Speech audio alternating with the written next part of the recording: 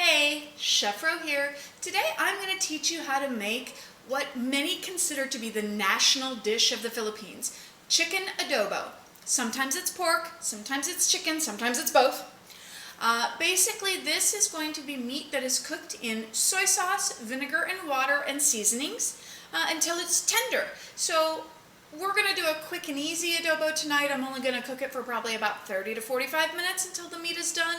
But if you put it in a slow cooker or do it extremely low temperature in the oven, you can leave it up to 2 to 3 hours and it'll be very, very tender, fall off the bone. First, let's talk about what the main ingredients are. The main ingredients of adobo are going to be your meat, which again, usually chicken or pork, and if we're talking chicken, usually you want to do dark meat chicken. I've got my onions, my garlic, my pepper, my sugar, my bay leaf, white vinegar. I'm talking the nasty white vinegar that you use for pickling or cleaning, okay? Soy sauce, some people prefer the lower sodium brands, some oil, a little bit of oil here, and a little bit of water, okay? Now, adobo is kind of like mole in Mexico in that every family thinks that their recipe is the only and the best. So everybody has different proportions, everybody uses different ingredients. A lot of people would tell me that these onions make it non-traditional, but more flavor is more better in my opinion. So, hey, why not? I'm going to show you what we're going to do. First things first, I'm using skinless but bone-in chicken thighs. The reason I'm not using the skin, even though I like the skin, in fact, you'll see when I take these out that the skin is hidden underneath because I like crispy skin.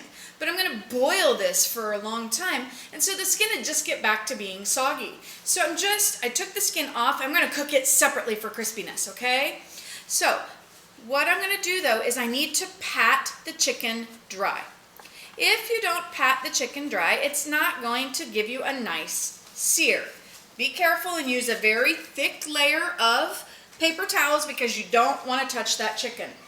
Now, normally, what we would do now is season our chicken, but there is so much salt in soy sauce, and the recipe calls for a great deal of pepper, that we're actually not going to need to do that. Okay? Now, we're just going to put just a smidge of oil. We don't need a lot. I don't want this to be a greasy dish. You want to use a neutral flavored oil. I use avocado, but canola, vegetable, sunflower, safflower, any of those is fine, okay? Then we're going to put smooth side down right in that pot.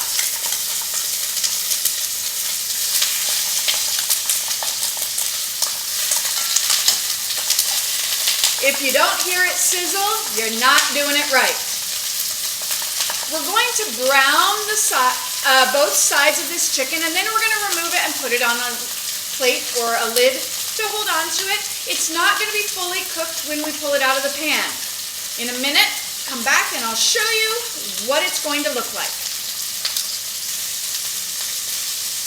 Okay, you can see that this has turned nice and golden brown. I've flipped them over, and it's browned on the other side now as well. So I just have the lid that I'm going to use right here, and I'm going to place them on there. Now, this is not cooked through. Do not try and eat this chicken yet. We are only browning it, okay? And the way to know if it's even ready to be checked is if it comes easily off the pan.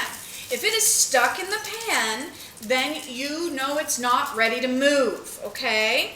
So, we've got our chicken browned over here. Now we're going to add our onions, okay?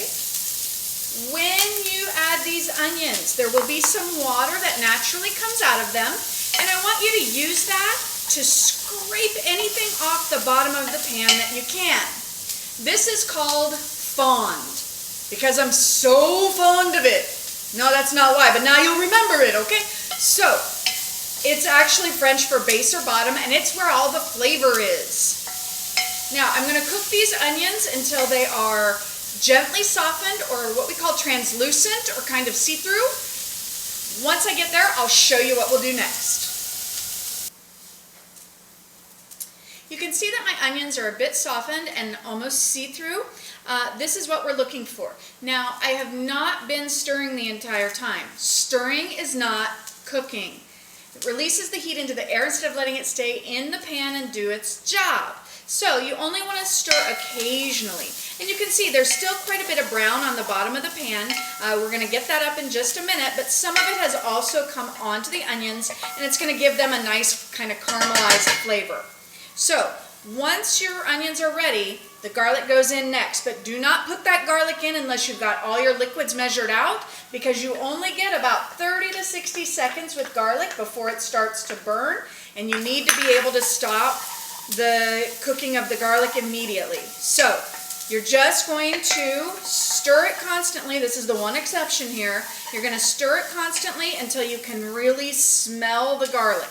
Once you can smell the garlic, liquid needs to go in, and you see how fast that was. Okay, now I've poured in my vinegar, so try not to breathe too deeply or else it's going to hurt, trust me.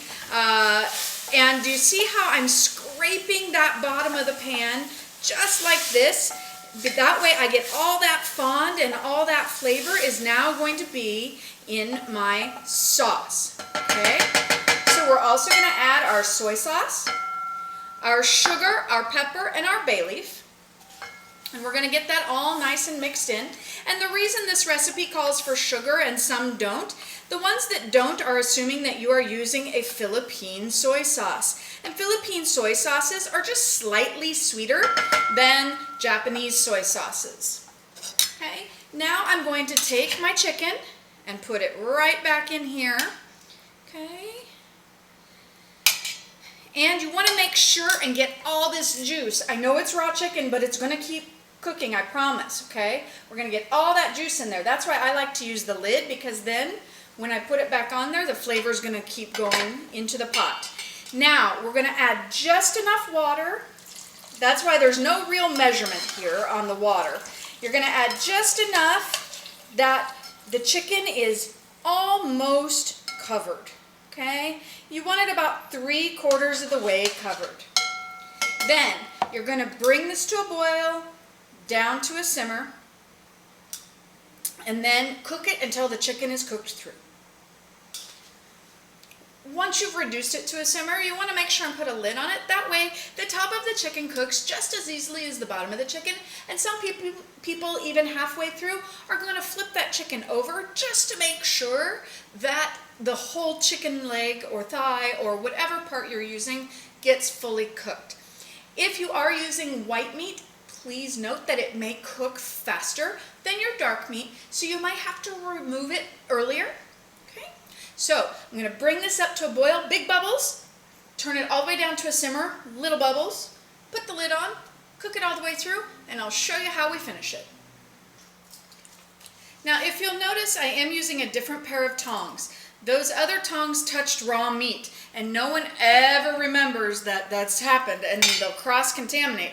Because if you've put raw chicken juice right back on the cooked chicken that's not going to cook anymore, you're going to have serious problems. So you can see I've flipped this over once so that flavor has gotten in the whole chicken. Okay, I'm going to take this out, and I'm going to put it right back on the lid and use that as a catching point again, because the liquid in here, I need to reduce that to a sauce. Right now, it's like a soup. That's not going to do me any good for a sauce. So all you got to do is turn that heat right back up, let that thing boil. As it boils, the sugar and everything will work together. The water will evaporate off, and it'll thicken into a nice, beautiful sauce. Okay, I've let this reduce quite a bit. Now, I don't mind kind of a soupy consistency. It's not nearly as soupy as it was before, but it's not super, super thick.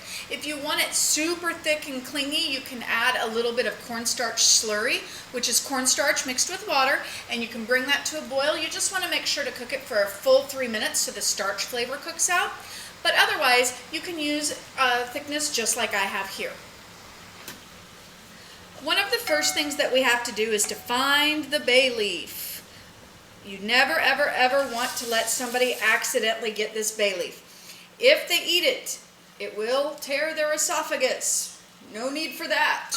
Now you can see how much thicker and richer this sauce has gotten.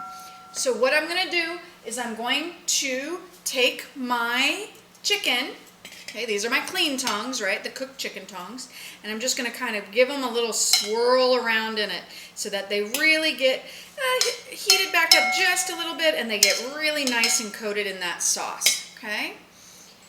Now, this is usually served with just plain white rice. So I've made a little white rice here. I'm going to show you how to plate it up. So I have my rice, and I'm just going to put a little bit of rice in my bowl here. Okay.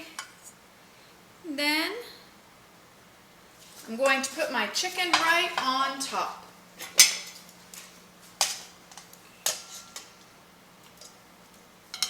Just like this. Then you want to make sure that you get a little bit extra of the juice. The juice is the good stuff. So you want to make sure you get a little extra of the juice and make sure and get some of those onions and that garlic in there because that's what's really delicious. So you're going to just put a little bit of that over the top just like this.